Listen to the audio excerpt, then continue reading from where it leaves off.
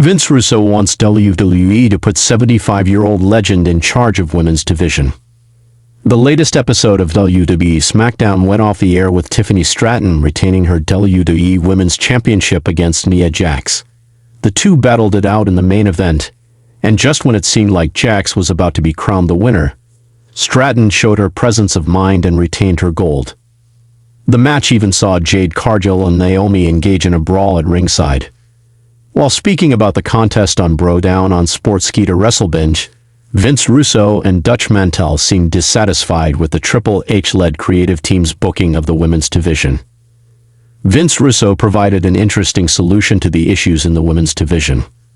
Russo said WWE should hire Dutch Mantell and put him in charge of the women's division. Mantell has worked for several promotions in his career. The 75-year-old was one of the top bookers in Puerto Rico for years. Vince Russo and Dutch Mantell discussed the major issues in WWE's women's division. Vince Russo was displeased over the repetitiveness of the Stratton vs. Jax and the Cargill vs. Naomi feuds. Meanwhile, Mantell highlighted the lack of stars in WWE's women's division. On Down, the former Zeb Coulter said that Tiffany Stratton was supposed to be a big name, but she wasn't in that role yet. While Stratton managed to retain her title this week, she seemingly still has a massive target on her back, as Jade Cargill has her eyes on the prize.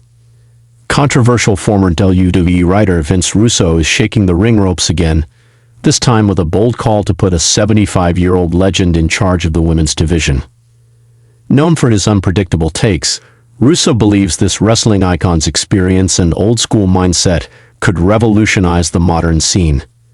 While fans are split, one thing's certain: if WWE bites, expect a storyline shakeup on